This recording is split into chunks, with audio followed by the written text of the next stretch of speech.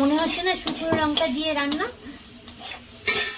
এইবার আমি সব আলু আর বেগুনটা দিয়ে দেব।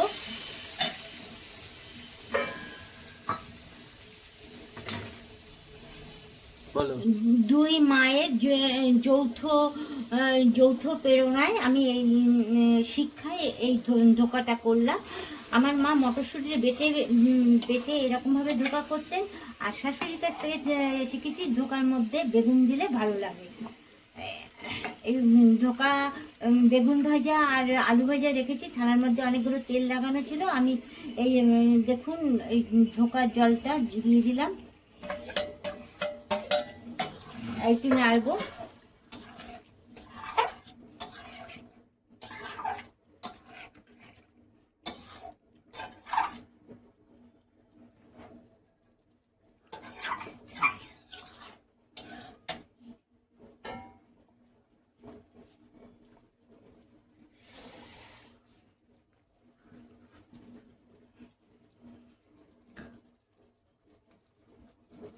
এই দেখুন ভাত হয়ে গেছে, আবার শাশুড়ির জন্য ভাত তৈরি করতে হয় আমার। উনি শক্ত ভাত, একদম শক্ত ভাতটা খেতে পারে না। ভাত গোটা থাকবে কিন্তু একদম একদম নরম ভাত খান উনি।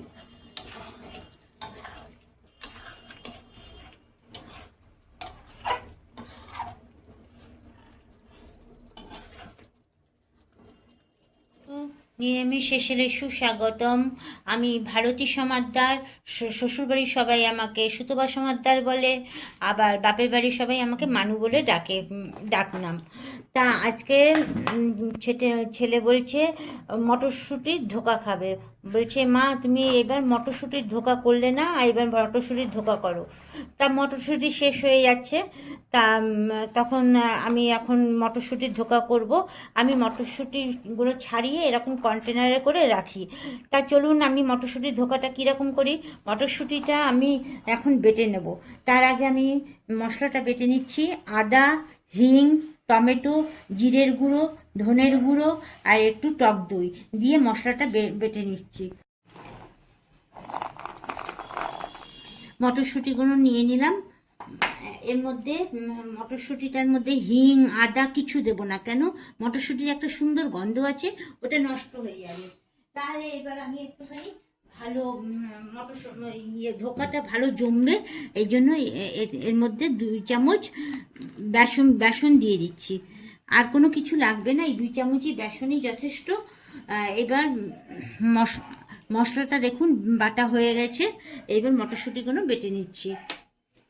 দেখুন আমার এই মটরশুঁটিটা বাটাটা একবার আমি পুরো একদম মিহি করেছি, আর একবার একটু দানা দানা রেখেছি। দেখুন এই যে দানা দানা রেখেছি। কড়াই গরম হয়ে গেছে, কড়াইয়ের মধ্যে একটু সর্ষের তেল দিলাম। সামান্য দেবেন, বেশি না।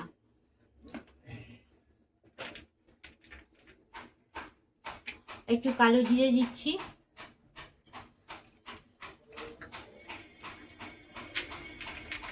এটা হলুদ দেবো না, সেটারে সবুজ রঙটা ফেড হয়ে যাবে, বুঝলেন তো। আমার ভিডিওটা স্কিপ না করে আপনারা ভিডিওটা দেখতে থাকুন, স্টেপ বাই স্টেপ ফলো করবেন, তাহলে খুব ভালো লাগবে এই মটরশুঁটি ধোকাটা। এইবার আমি যাতে কড়াইয়ের গায়ে না লাগে সেই জন্য একটু তেলটা মাখিয়ে নিলাম। এইবার মটরশুঁটিগুলো বাটাটা দিয়ে দেবো।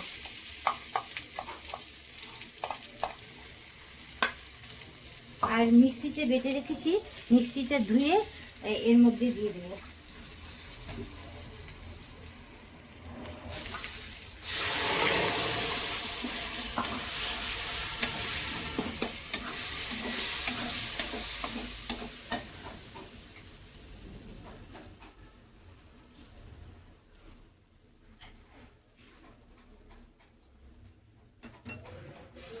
বাটিটা ধুয়ে দিলাম।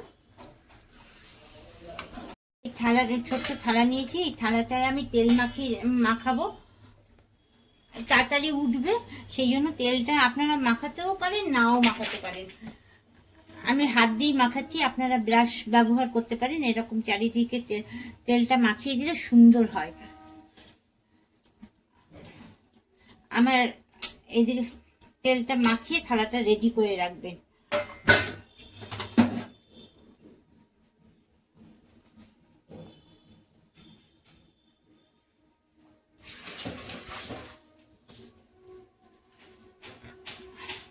দেখুন মটরশুঁটিটা গ্যাসটা বাড়িয়ে দিলাম, সমানে এরকম একটা আটা ডোয়ের মতন হয়ে যাবে। এখনো হয়নি, এত সুস্বাদু লাগে না।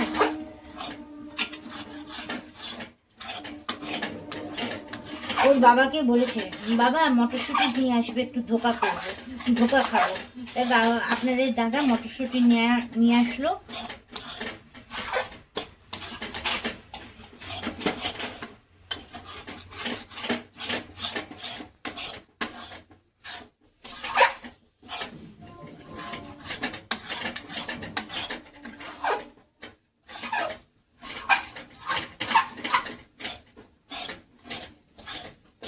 দেখুন আস্তে আস্তে হয়ে যাচ্ছে।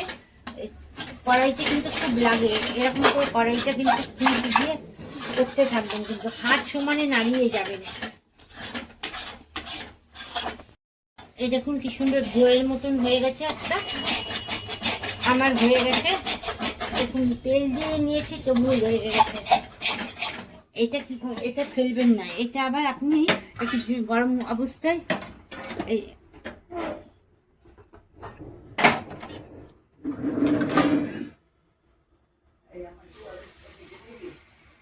করে দেবেন যেন বেরিয়ে না যায়। এবং তারপরে থালাটার মাপ অনুযায়ী সেট করবেন, করে ফ্রিজের মধ্যে রেখে দেবেন 10 মিনিট। ঠান্ডা হয়ে গেলে তারপরে সাইজ করে কেটে নেবেন।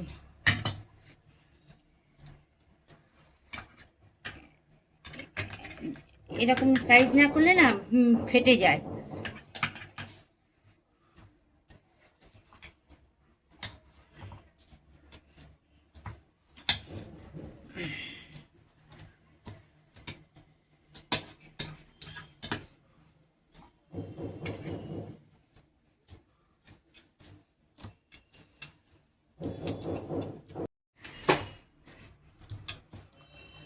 ফ্রিজ থেকে বের করে নিয়ে এসেছি, কি সুন্দর শক্ত হয়েছে। এবার পিস পিস করে কেটে নেব। আপনারা বরফির আকারেও কাটতে পারেন, চৌকো আকারেও কাটতে পারেন।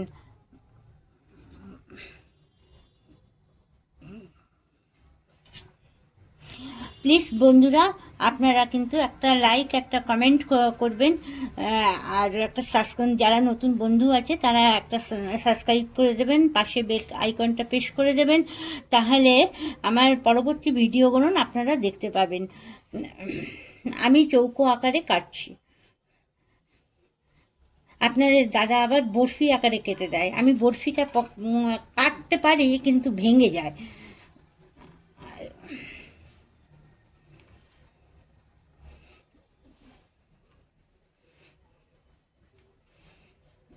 ছেলে তো বাইরে কোথাও খায় না, সেই জন্য তার আবদার আমার পূর্ণ করতেই হবে।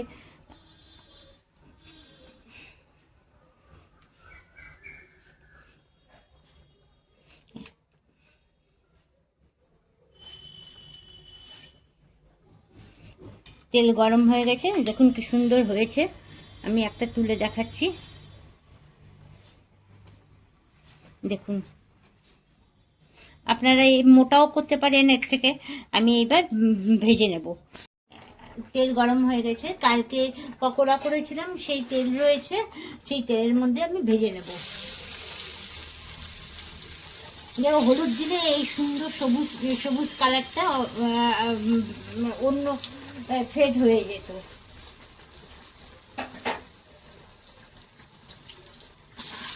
আস্তে আস্তে করে ভেজে নেবেন।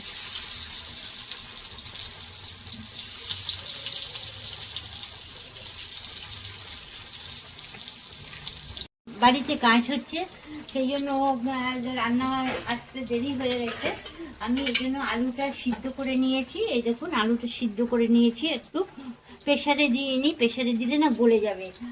আর বেগুনটা হলুদ মাখিয়ে রেখে দিয়েছি। এইটাকে আপনার এই বেগুনটাকে আপনার দাদা বলে মাকড়া বেগুন। কাটাটা আর দেখালাম না, খুব তাড়াতাড়ি গলে যায়, খেতে খুব টেস্ট এই বেগুনটা। ধোকার মধ্যে একটু বেগুন, একটু সজনে ডাঁটা দিলে ধোকাটা আরও টেস্ট হয়। আমি গরম মশলা ঘি না দিয়ে রান্না করব তো, সেই জন্য একটু বেগুন, একটু সজনে ডাঁটা দিই। আমার ধোকা ভাজাটা এইদিকে এক পিঠ ভাজা হয়ে গেছে, এবার উল্টে দেবো। হলুদটা আপনারা দেবেন না, তাহলে সবুজ রঙটা না ফেড হয়ে যাবে। আপনারা যদি কড়া করে খান তাহলে কড়া ভাজবেন, আমাদের আবার কড়া খায় না, খালি খালি ধোকা খেলে কড়া খায়, আর এমনি ঝোলে ধোকা দিলে সেটাকে হালকা ভেজে রান্না করতে হয়। আসলে আমি তো কোনোদিন নেমন্তন্ন বাড়ি খাইনি, সেই জন্য বুঝতেও পারি না কিভাবে রান্না করতে হয়। নিজে যা ভালো পারি তাই করি, আর আপনাদের কাছে সেটা শেয়ার করি। তা বলবেন বন্ধুরা, আমি কি কোনো নেমন্তন্ন বাড়ি যাই না? আমি প্রত্যেকটা নেমন্তন্ন বাড়িতে অ্যাটেন্ড করি, কিন্তু খেয়ে আসি না। সবাই তো নিরামিষ খায় না, নিরামিষ হলেও আমি একটা ব্রত নিয়েছি, সেই সবার হাতে আমি ভাতও খাই না। একমাত্র আমার একটা ছোট মাসি শাশুড়ি আছে, ওনার হাতে ভাত খাই, আর আমার মা, বাবা, মা, দিদি, বৌদি এদের হাতে খাই। আর আমার শাশুড়িকে মা ডেকেছেন ধর্ম দিদি, ওনার হাতে আমি ভাত খাই, আর কারোর হাতে ভাত খাই না। এমনকি আমার বড় জায়ের হাতেও খাই না। আর আমার বড় যাও দেয়ও না আমাকে ভাতটা, বলে কি না তুমি একটা ব্রত নিয়েছো, তোমাকে আমি ভাত দেবো না। বড় যা মাছ মাংস খায়, সেই জন্য ও এড়িয়ে চলে। আমার কথা বলতে বলতে ধোকা ভাজাটা আমার হয়ে গেছে। এইবার আস্তে আস্তে করে একটু তেল ঝরিয়ে, তেল খাওয়া তো বেশি ভালো না, সেই জন্য একটু তেল কাট করে রেখে আমি ধোকাগুলো তুলে নেবো। এইবার আমি সর্ষের তেলে আমি আজকে ধোকাটা করব। শাশুড়ি বলে সর্ষের তেলে নাকি রান্না করে খুব টেস্ট হয়, ওনার কথা মতনই আমি আজকে সর্ষের তেলে করব। সামান্য একটু তেল দিয়ে দেখতে পাচ্ছেন তো কতখানি তেল দিলাম, তেল দিয়ে দিলাম, তেলের মধ্যে একটু হলুদ দিয়ে দিচ্ছি, তাহলে আলুগুলো ভাজবো। বেগুনটা আগে ভেজে নিচ্ছি। সবসময় উনি বলেন তেলটা কড়াইয়ের চারিপাশে মাখিয়ে নিয়ে তারপরে রান্না করতে।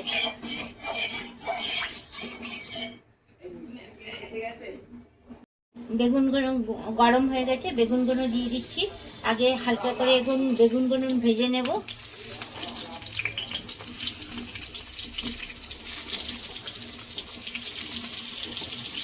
উনি ধোকার মধ্যে, আমি আগে জানতাম না ধোকার মধ্যে বেগুন দিতে হয়, আর বেগুনের উনি শিখিয়ে দিয়েছেন এই গোটাটা কাটতে বারণ করেন, খেতে নাকি খুব ভালো লাগে, আমি সেইভাবেই করি।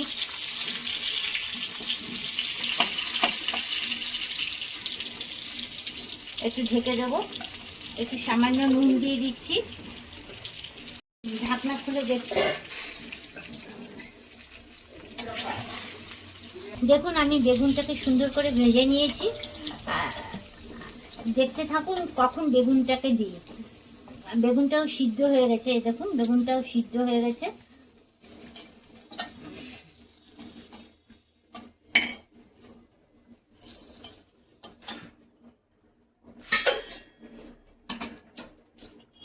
একটু সামান্য হলুদ দিচ্ছি, তাহলে আলুগুলো ভালো রং হবে। শুকনো লঙ্কা গুঁড়ো দিয়ে রান্না করছি না তো।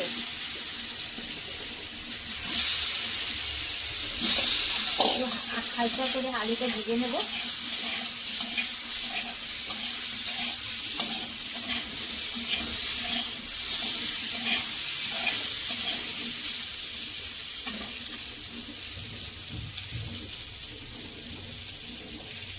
আমার ধোকা ভাজাটা হয়ে গেছে, দেখুন ধোকাগুলো ভেজেছি।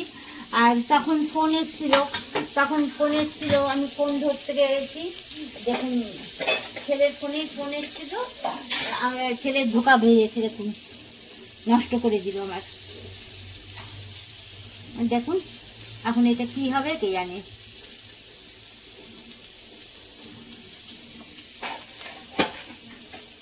আমার তো মেয়ে নেই, আমার ছেলেরাই সব করে যায়। ভাজাটা হয়ে গেছে।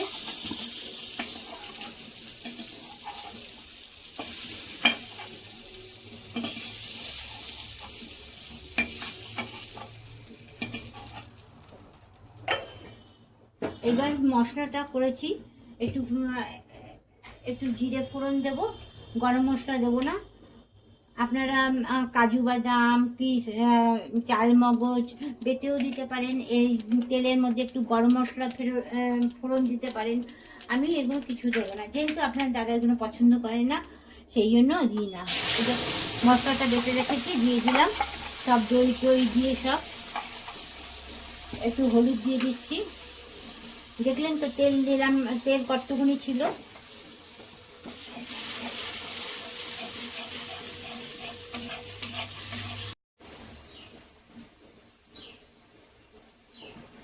কাঁচা লঙ্কা দিয়ে দিচ্ছি, শাশুড়ি খাবে তো সেই জন্য বেশি লঙ্কা চিড়ে দেবো না, উনি ঝাল খেতে পারেন না। আপনারা লঙ্কা মশলা বাটার সময় লঙ্কা বেটেও দিতে পারেন। আমি আদা টমেটো সব একসাথে বেটে নিয়েছি।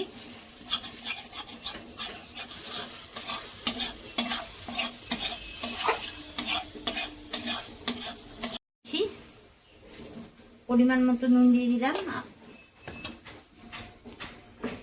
এই যে কড়াই ধুয়ে রেখেছি, এই দেখুন কড়াই ধুয়ে রেখেছি, কড়াই চারিপাশে লাগানো ছিল ধোকারিয়ে, সেইগুলো আমি রেখে দিয়েছি। সেই এখন মশলার সাথে সাথে আস্তে আস্তে কষাবো। তার গ্রেভিটা খুব সুন্দর হয়। এই ধোকার যে কড়াইতে লাগানো ছিল সেই সেই ইয়েটা ডাল বাটাটা দিয়ে, মটরশুঁটি বাটাটা দিলে যে গ্রেভিটা ভালো হয়। প্লিজ বন্ধুরা একটা কমেন্ট করে দেবেন, একটা সাবস্ক্রাইব করে দেবেন, পাশে বেল আইকনটা প্রেস করে দেবেন, তাহলে পরবর্তী ভিডিওটা আপনাদের কাছে পৌঁছাবে যারা নতুন বন্ধু আছে। মনে হচ্ছে না শুকনো লঙ্কা দিয়ে রান্না। এইবার আমি সব আলু আর বেগুনটা দিয়ে দেবো।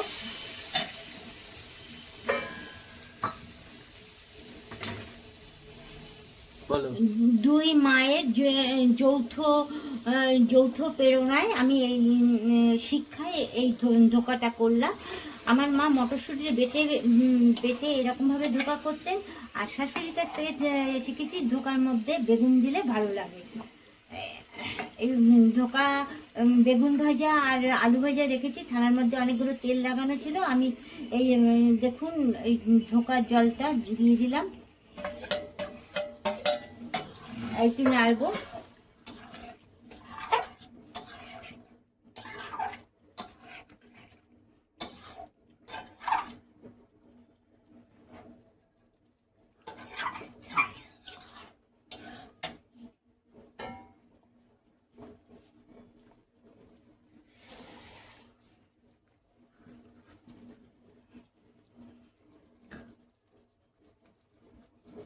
এই দেখুন ভাত হয়ে গেছে, আবার শাশুড়ির জন্য ভাত তৈরি করতে হয় আমার। উনি শক্ত ভাত, একদম শক্ত ভাতটা খেতে পারে না, ভাত গোটা থাকবে কিন্তু একদম একদম নরম ভাত খান উনি।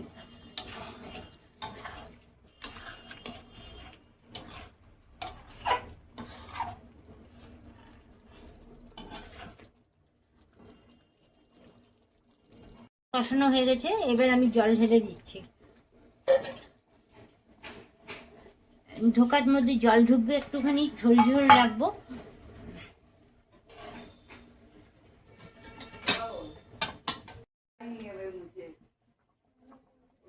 একটু চিনি দিয়ে দিচ্ছি, একটু চিনি দিয়ে দিচ্ছি, তারপরে একটুখানি চিনি দিয়ে দিচ্ছি, তারপরে এবার ধোকাগুলো দিয়ে দেবো, দিয়ে ঢেকে রেখে দেবো। আপনারা এই একটু ইয়ে দিয়ে দেবেন, ঘি গরম মশলা দিয়ে দেবেন। আমি একটুখানি ধনে পাতা দিয়ে দিচ্ছি, একটু ধনে পাতা দিয়ে দিচ্ছি।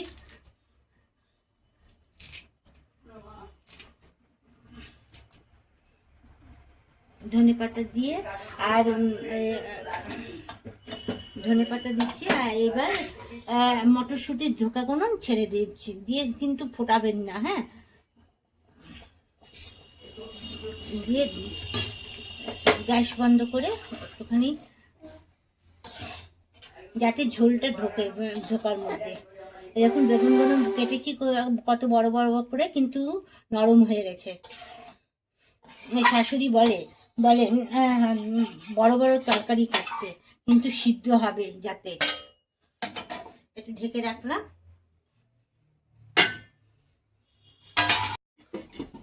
ঢাকনাটা খুলে দেখছি।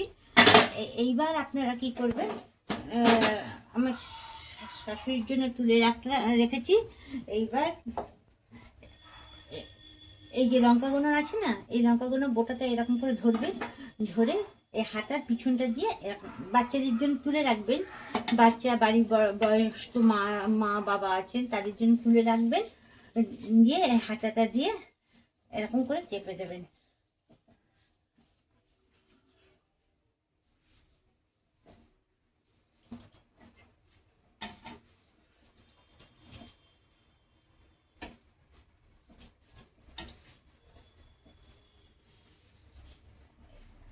বোটাটাকে এরকম করে না হলে ঝোলের ভিতরে পড়ে যাবে।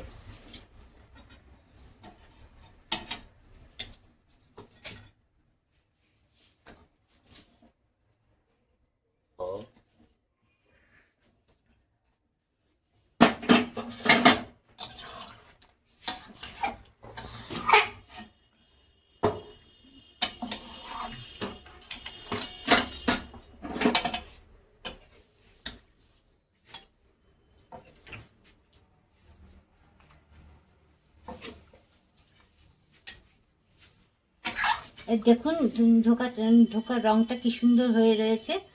এতে হলুদ দিলে এই সবুজ ভাবটা থাকতো না।